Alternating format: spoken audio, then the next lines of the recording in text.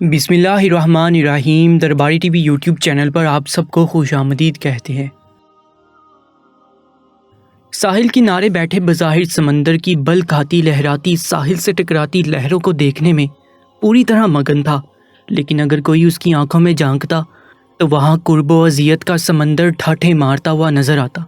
مکمل مردانہ وجاہت سے بھرپور چہرے پر صرف غم کے سائے پھیلے ہوئے تھے۔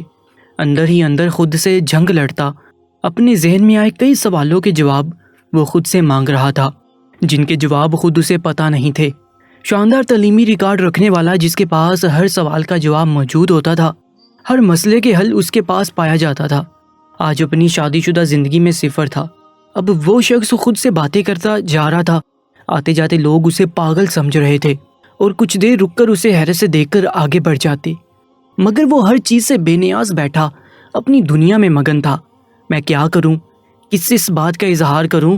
اگر کسی سے اس بات کا اظہار کیا تو میری ہی بدنامی ہوگی، اگر ایسے ہی چپ رہا تو پانی سر کے اوپر سے نہ گزر جائے تو میرے پاس پچھتاوے کے سوا کچھ نہیں بچے گا۔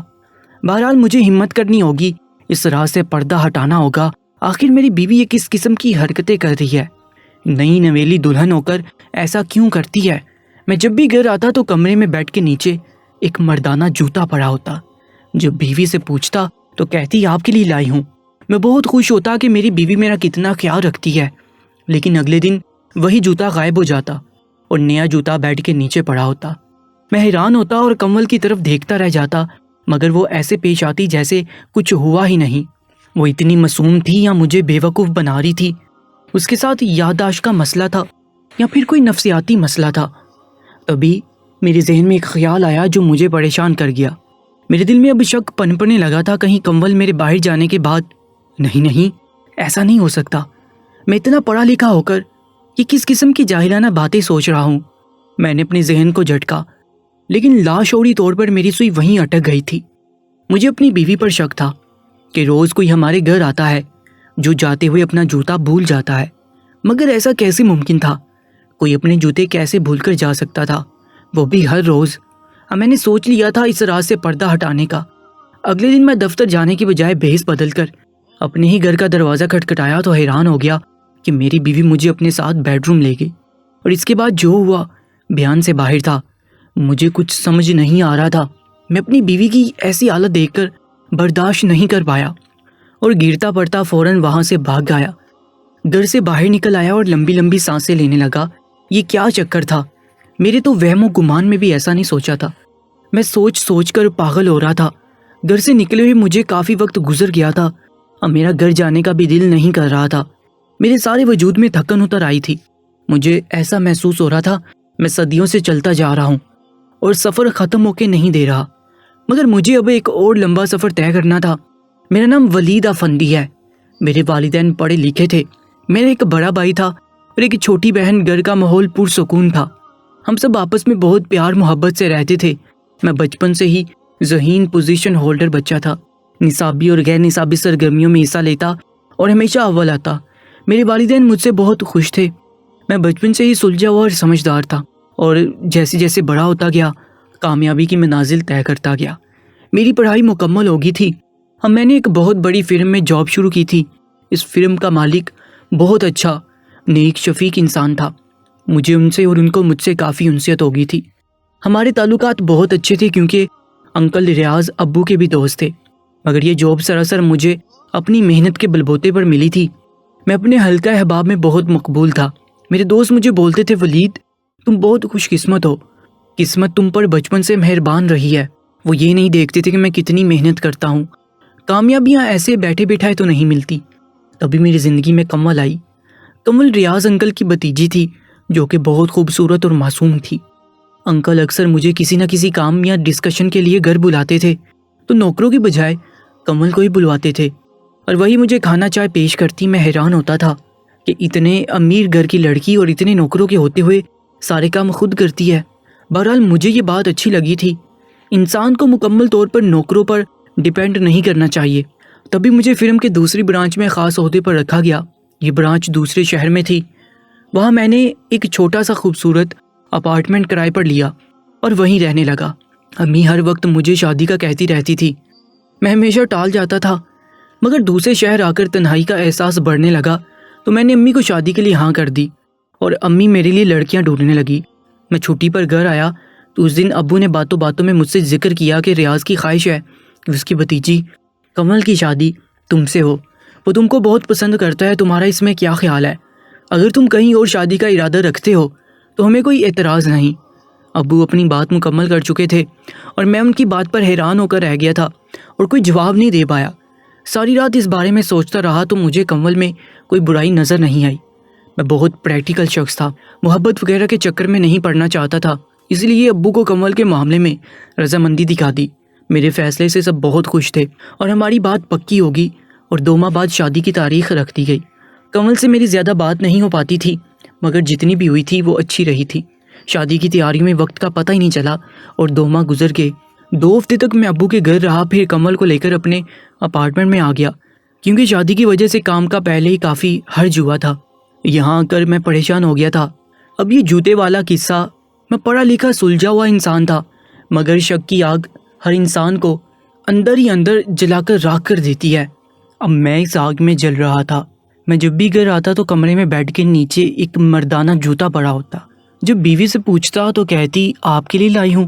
میں بہت خوش ہوتا کہ میری بیوی میرا کتنا خیال رکھتی ہے، لیکن اگلے دن وہی جوتا غائب ہو جاتا اور نیا جوتا بیڈ کے نیچے پڑا ہوتا۔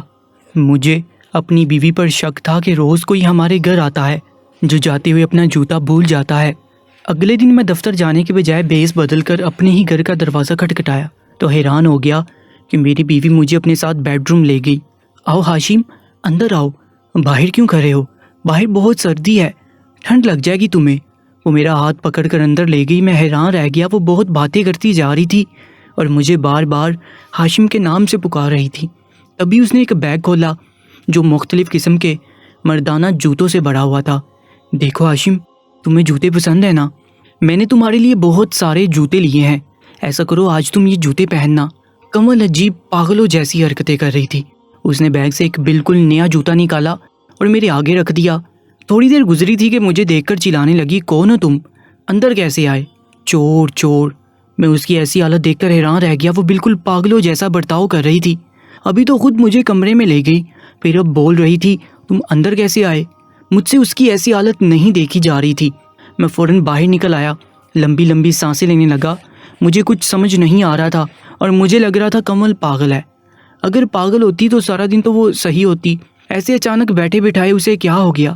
میں شدید پریشان ہو گیا تھا، کس سے پوچھوں، کس سے اس بات کا ذکر کروں؟ تبھی میرے ذہن میں جھماکا ہوا، ریاض انکل۔ اس وقت میں نے اپنا فون جیب سے نکالا اور میں نے ریاض انکل کو فون کیا اور ان سے کہا مجھے ان سے ملنا ہے ابھی اسی وقت۔ وہ کافی پریشان ہو گئے۔ کیا بات ہے ولید، سب خیریت تو ہے؟ کمل ٹھیک تو ہے؟ وہ سوال پر سوال پوچھتے جا رہے تھے۔ سب ٹھیک ہے، بس مجھے آپ سے ضروری بات کرنی ہے، میں ابھی آتا ہوں۔ میں اسی وقت گاڑی میں بیٹھ کر کراچی سے حیدرآباد کے لیے روانہ ہوا اور انکل ریاض کے گھر آ گیا۔ انکل باہر ہی کھڑے میرا انتظار کر رہے تھے اور کافی پریشان لگ رہے تھے۔ میں انکل ریاض سے ملا اور ان کو ساری بات بتا دی۔ تب انکل بولے، بیٹا کمل شروع سے ہی ایسی نہیں تھی، ایک حادثے کی وجہ سے اس کے ساتھ یہ مسئلہ ہو گیا ہے۔ اسے شارٹ ٹرم میموری لاسٹ کہتے ہیں، وقتی طور پر انسان اپنی میموری کھو دیتا ہے۔ کمل بہت خوش باش لڑکی تھی، بچپن میں اس کے والد فوت ہو گئے، کچھ سال بعد کمل کی ماں اسے چھوڑ کر چلی گئی۔ یہ صدمہ اس کے لیے بہت بڑا تھا، وہ اس حادثے سے سنبھل نہ سکی۔ ہم سارے گھر والوں نے اسے بہت پیار توجہ دی اور اسے اس غم سے نکالنے میں کچھ حد تک کامیاب ہو گئے تھے۔ کمل کی امی نے اس کی منگنی اپنے کزن ہاشم سے کی تھی۔ ہاشم کمل کی خالہ کا بیٹا تھا اور بہت خوش باش زندہ دل لڑکا تھا۔ کمل کی اس سے بہت اچھی دوستی تھی۔ ہم نے کمل اور ہاشم کا نکاح رکھا تھا۔ نکاح کے بعد ہاشم کو ملک سے باہر جانا تھا۔ رخصتی 1 سال بعد طے پائی۔ کمل اتنے سالوں میں پہلی بار خوش ہوئی تھی اور خوشی خوشی اپنی نکاح کی تیاریوں میں حصہ لے رہی تھی، مگر شاید اس کی خوشیوں کو کسی کی نظر لگ گئی اور قدرت کو کچھ اور ہی منظور تھا۔ نکاح سے 1 دن پہلے ہاشم کی کار کو ایک تیز رفتار ٹرک نے ٹکر ماری اور وہ موقع پر ہی فوت ہو گیا۔ نکاح والے دن ہاشم کی ڈیڈ باڈی دیکھ کر کمل اپنے ہوش و حواس کھو بیٹھی۔ ہم سب کے لیے یہ بہت بڑا سانحہ تھا۔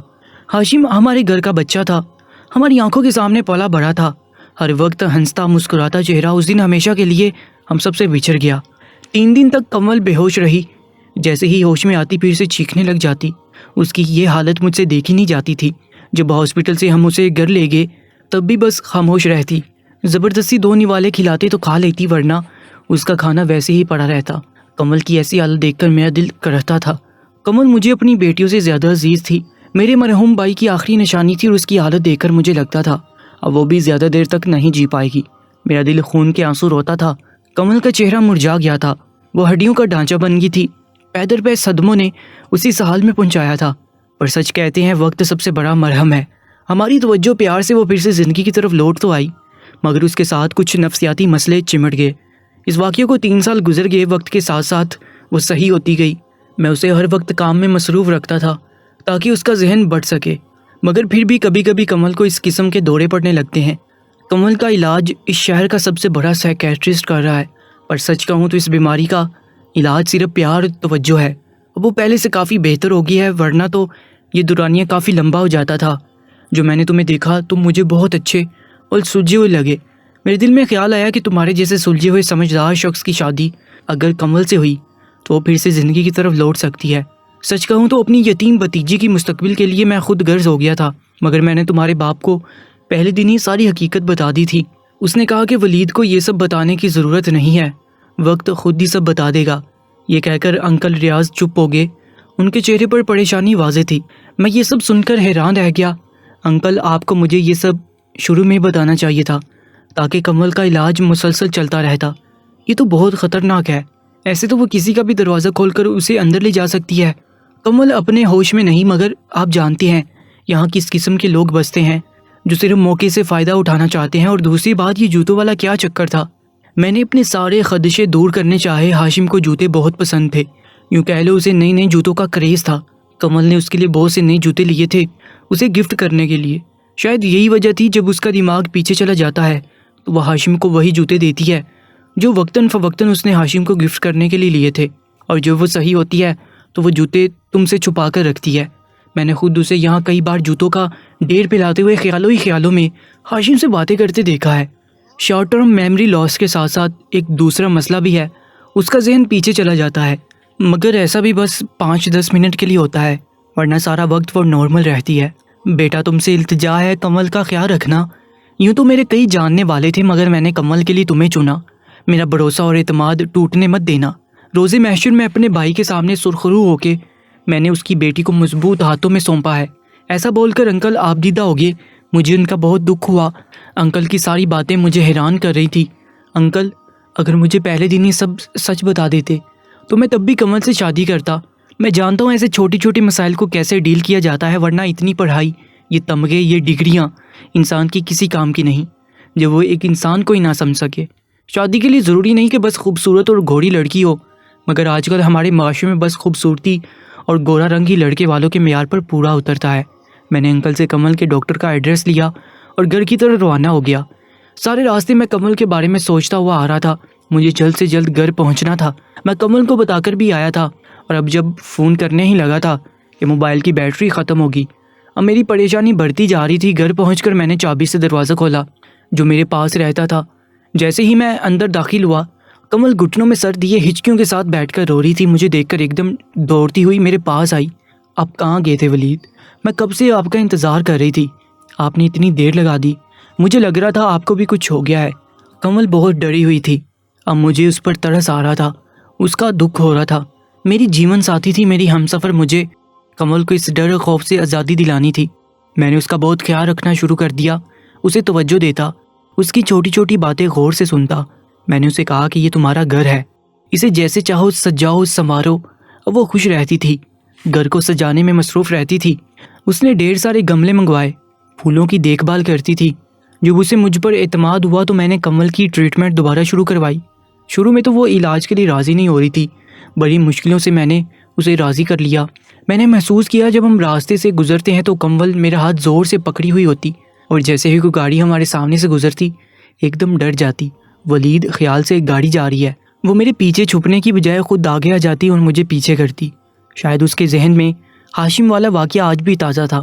میں اس کی ذہنی حالت سمجھ سکتا تھا۔